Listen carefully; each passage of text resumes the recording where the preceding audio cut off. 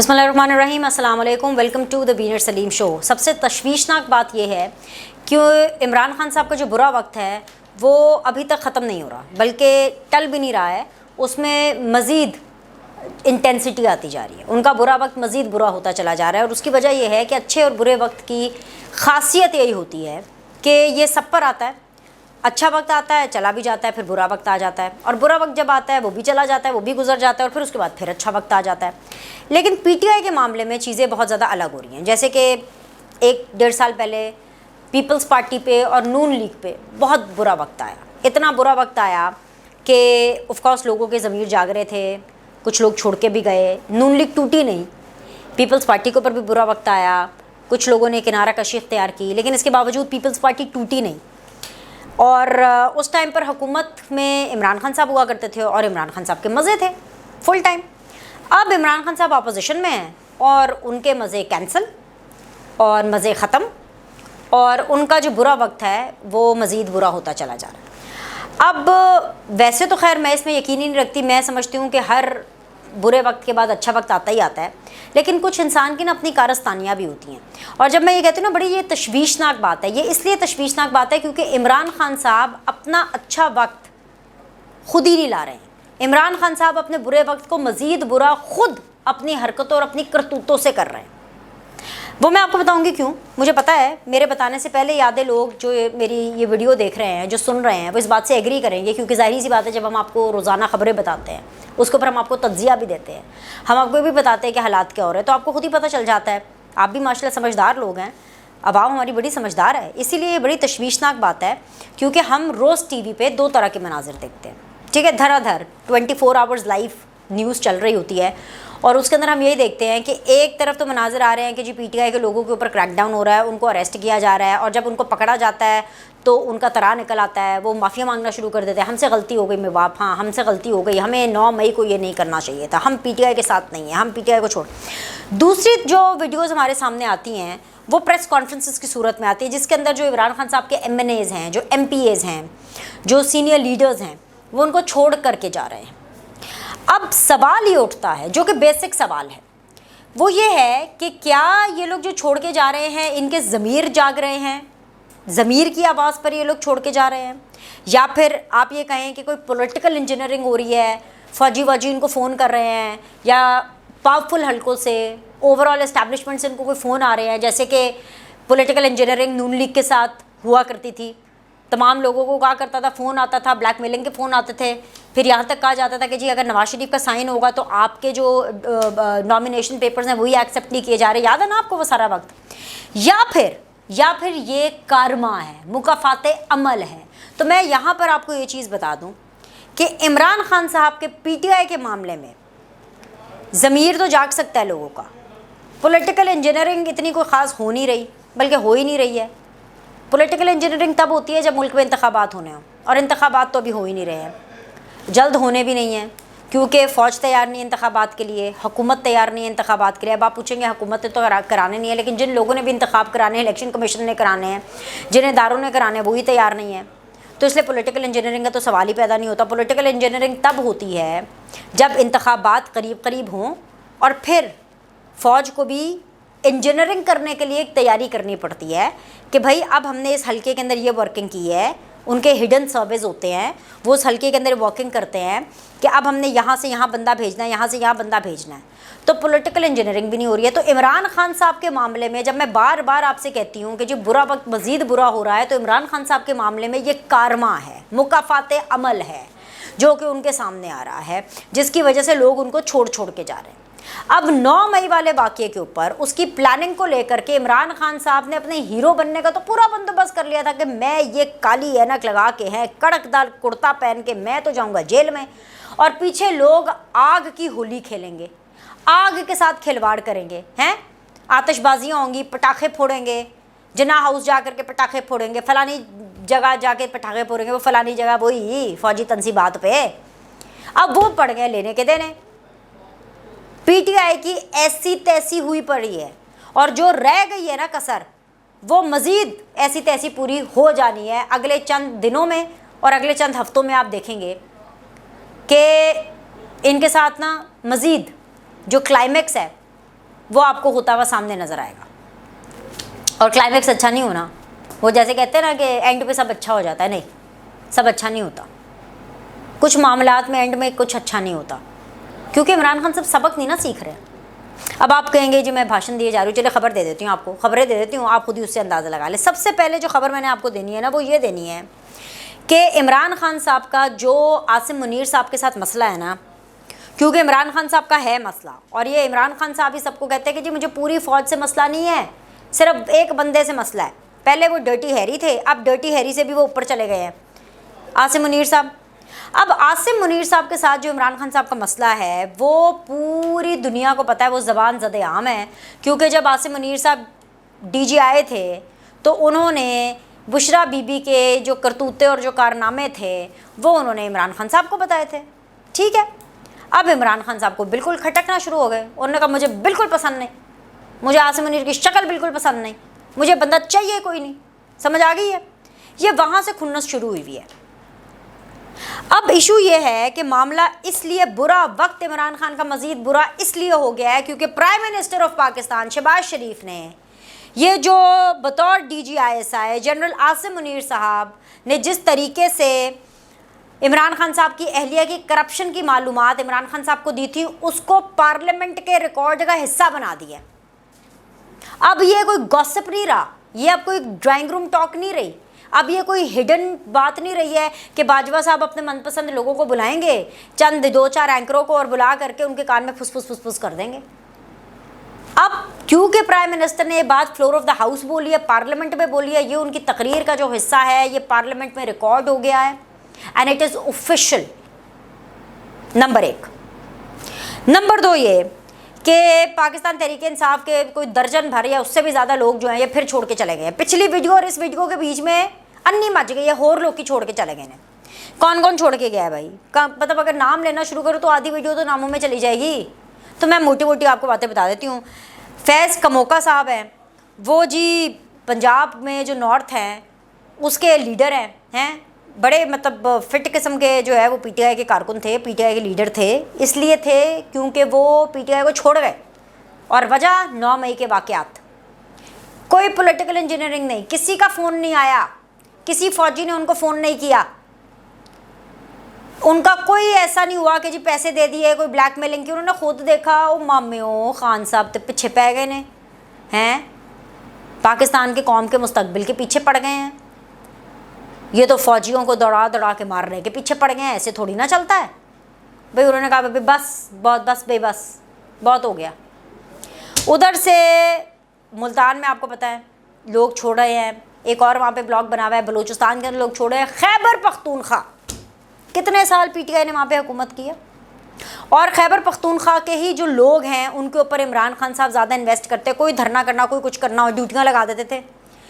वो परवेज़ खटक साहब की, महमूद खान साहब की।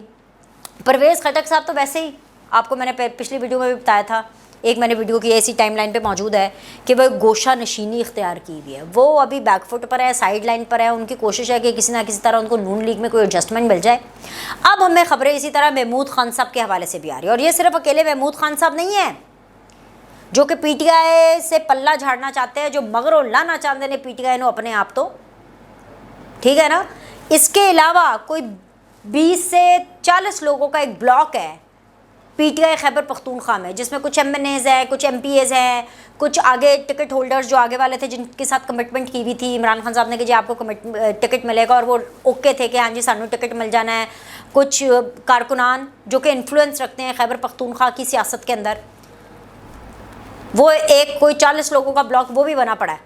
और वो भी बस आप देखिएगा, ये जो ये सोप सीरियल चलता है ना रोज़, कि आज इसकी प्रेस कॉन्फ्रेंस, 2 बजे इसकी, 4 बजे इसकी, 6 बजे इसकी, वो KPK के अंदर भी जो है पाकिस्तान तहरीक इंसाफ रेत की दीवार की तरह साबित हुई है, और ऐसे ताश के पत्तों की तरह बिखर गई है। और इसकी अनाउंसमेंट्स भी जो हैं वो होने वाली हैं। तो टूट फूट जो है वो रिकॉर्ड साज जारी है पाकिस्तान तहरीक इंसाफ में। इसके अलावा हमें काफ लीग का चैप्टर जो कि PTI में जम हुआ था, 8, 10, 12 लोगों का जितने भी थे, वो इतनी जल्दी उनका जो लव अफेयर है वो पीटीआई के साथ ख़त्म हो गया कि जो चौधरी वजाहत हुसैन साहब हैं उन्होंने जी पीटीआई को खैरबाद कह दी है। उनको भी किसी का फ़ोन नहीं आया, उनको भी किसी ने कोई पैसे ऑफ़र नहीं कराए हैं, उनका भी कोई ज़मीर नहीं जागा है, ठीक है। उन्होंने सीधा सीधा ये कारमा उन्होंने खान साहब को कहा, भाई ये जो ये फ़ौज के ख़िलाफ़ आप कर रहे हैं ना भाई, ये गलत कर रहे हैं, मैं नहीं देता आपका साथ।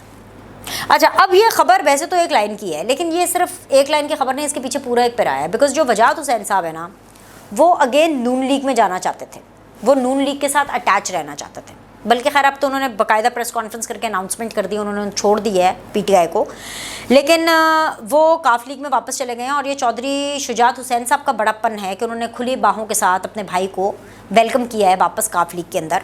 और उसके बाद अनाउंसमेंट करने के बाद उन्होंने बताया है कि जी रिपोर्टर्स को आपको पता खबरें मिल जाती हैं, उन्होंने बिल्कुल बताया कि जी वो काफ लीग जो है वो प्लान कर रही है कि सीट एडजस्टमेंट उनको नून लीग के साथ ही मिले जो आइंदा इंतखाबात होने वाले हैं। अब इसमें इशू ये है कि फिर आप पूछेंगे कि जी वो परवेज़ इलाही साहब के साथ गए क्यों नहीं वो, क्योंकि परवेज़ इलाही साहब जो हैं वो इन्फ्लुएंस थे मुन्नस के अपने बेटे के चक्कर में और अपने बेटे की लीडरी के चक्कर में, क्योंकि उनके बेटे का लीडर चौधरी शुजात हुसैन नहीं है, उनके बेटे का लीडर उनका बाप परवेज़ इलाही भी नहीं है, उनके बेटे का लीडर कौम यूथ का लीडर इमरान खान है। तो उन्होंने ख़ुद भी और अपने अब्बा जी को भी कहा कि नहीं नहीं असी इत्थे जासो, क्योंकि भाई मेरा मुस्तकबिल उधर है। अब जब वो वहाँ चले गए तो परवेज़ इलाही साहब ने भी बड़े यकीन दहानियाँ कराई उनको, वजाहत हुसैन साहब को और उनके बेटे को, कि आपने टेंशन नहीं लेनी, मैं अब पीटीआई में जा रहा हूँ, मुझे बना देना उन्होंने सदर, मैंने आपकी भी गेम सेट कर देनी है, तो काफ़ी लीग कोई नहीं रहना, नून लीग कोई जान की जरूरत नहीं, तुम मेरे नाल पीटीआई चलो। अब उनको भिला फुसला के तो ले गए। अब इमरान खान साहब तो खुदकुश बम्बार बने हुए थे। 9 मई को जो उन्होंने एक सियासी खुदकुशी की है, उसके नतीजे में वजाहत हुसैन सेट के सॉरी भाई मेरे नातवा कंधे ये बोझ नहीं उठा सकते भाई, तो उन्होंने छोड़ दिया उनको। अब उन्होंने जब उनको छोड़ दिया है तो वो काफ लीग में वापस आ गए। इससे एक रात पहले, इस प्रेस कॉन्फ्रेंस से एक रात पहले वज़ीर आज़म चौधरी शुजात हुसैन साहब से मिलने उनके ही रिहाइशगाह पर जाते हैं। और जो चौधरी शुजात साहब हैं उनकी ज़ाहिर सी बात है नून लीग के साथ एक अच्छी अंडरस्टैंडिंग है। तो जब शहबाज शरीफ साहब उनसे मिलने के लिए गए, तब से अगले 24 घंटे तक हैं परवेज़ इलाही साहब का पता ही कोई नहीं। कितने गए परवेज़ इलाही साहब किसी को नहीं पता। मतलब डिप्रेस हो गए, क्या हो गया, कोई मतलब कोई डिप्रेशन के अंदर कोई मतलब सुसाइडल तो नहीं बंदा हो गया कि भाई अब वजाहत हुसैन ने भी छोड़ दिया है, मुझे तो मेरे बेटे ने जो है मेरी बैंड बजवा दी है 70 साल की उम्र में, इस बुढ़ापे के अंदर जो है 70+ बल्कि मुझे जो है वो ख्वारी करा रहा है। अगर परवेज़ इलाही साहब लोगों को कहते हैं, सोचते भी हैं कि नून लीग के साथ जाते तो इज़्ज़त होती, अभी भी वो वज़ीर आला होते। परवेज़ इलाही अगर नून लीग के साथ जाते तो अभी भी वो वज़ीर आला होते। अब मुन्नस जो है वो पाकिस्तान में तो है नहीं, वो ख़ुद बाहर और यहाँ पे अपने वालिद साहब की खज्जल ख्वारी करा रहे हैं। खज्जल ख्वारी होगी ना, और क्या, इतनी इज्जत के साथ वज़ादारी के साथ सियासत की है। एक भरम ही होता है, वो भरम भी गया इज्जत का हैं। तो जी लोग ढूंढते रहे 24 घंटे तक, पूरा मीडिया ढूंढता रहा। मैंने भी बड़ी फ़ोनें की हैं इधर उधर काफ लीग के लोगों को, ये सॉरी काफ लीग कह रही हूँ ना, है ना, काफ लीग वो ना, मतलब ये जो चौधरी परवेज़ इलाही साहब के लोगों को, पर कोई राब्ता नहीं, कोई पता नहीं। फिर एकदम से यकायक परवेज़ इलाही साहब का जी एकदम से बयान आ गया 24 घंटों के बाद, उनकी लापता और गुमशुदगी के 24 घंटे के बाद एकदम से वो जाग गए और उनका बयान आ गया कि जी इमरान खान के साथ मैं दीवार की तरह खड़ा हूँ। अब मतलब वो इमरान खान, वो पीटीआई जो खुद रेत की दीवार बनी हुई है, आप उनके साथ क्या खड़े होंगे। बहैसियत सदर जो है उनकी तो कोई रेपुटेशन, कोई वैल्यू ही नहीं है पार्टी में। टिकटों का मामला हो, परवेज़ इलाही को कुछ नहीं पता, उलामे दे रहे हो अपने पुत्र नो क्या की हो रहा है। यहाँ तक कि हुकूमती टीम के साथ, जिसके साथ मुज़ाकरात करने के लिए एक टीम बनाई गई, उसमें फवाद चौधरी थे, उसमें अली ज़फ़र थे, उसमें शाह महमूद कुरैशी साहब थे, परवेज़ इलाही को उसमें भी शामिल किया। मतलब सदर को ही नहीं शामिल किया। डिप्रेस्ड है, डिप्रेशन में, he needs help, he needs mental help. लेकिन वो कह रहे हैं कि जी मैं उनके साथ दीवार की तरह खड़ा हूँ। भाई आके तो ये कहना है ना इमरान खान के साथ हैं और साथ ही रहेंगे। परवेज़ इलाही साहब का बयान आ गया। अब पता नहीं इनका साथ कब तक रहता है। अब ये शायद इस ताक में है कि इमरान खान साहब को सारे जब छोड़ के चले जाएंगे तो पूरी पार्टी को ये टेक ओवर कर लेंगे जो भी रह जाएगी, और फिर उसको एक PTI क्यू बना देंगे उसको, हैं कुछ इस किस्म की। वहाँ जी जो PTI के जनरल सेक्रेटरी हैं, सदर को PTI वाले मुँह नहीं लगा रहे, जनरल सेक्रेटरी को जो है वो उनकी वैसे हालात ख़राब हैं। कौन है वाला जनरल सेक्रेटरी? असद उमर साहब हैं। अब असद उमर साहब के खिलाफ वाले से क्या हो रहा है कि जी FIA ने उनको बुलावा भेज दिया है, नोटिस हैं, मनी लॉन्ड्रिंग है और उसका इल्ज़ाम लगाया है उनके ऊपर, और उनका नोटिस मिला है उनको, और कोई 9.8 मिलियन के पैसे हैं जो इधर उधर हुए हैं। अब वो पैसे कहाँ से आए हैं 9.8 मिलियन नहीं पता। ये पूछने के लिए उन्होंने बताया कि जी general secretary PTI Asad Umar साहब दसो सानू कितने हैं, तो उनको भी नोटिस आया। हाँ, एक नोटिस और आया, देखो ना आपसे बातें करते करते मैं भूल जाती हूँ। एक नोटिस और आया है और उसकी डेट भी चली गई, और वो नोटिस है महकमा एक्साइज एंड टैक्सेशन ने इमरान खान साहब को ज़मान पाक का लग्जरी टैक्स नोटिस भेज दिया है। इस नोटिस की मालियत है ज़्यादा नहीं, बस थोड़े से पैसे, कोई ज़्यादा नहीं है, 14,40,000, थोड़े से ही हुए ना। वो अलकादिर ट्रस्ट कितने का है? 190 मिलियन है, वही ना अलकादिर ट्रस्ट।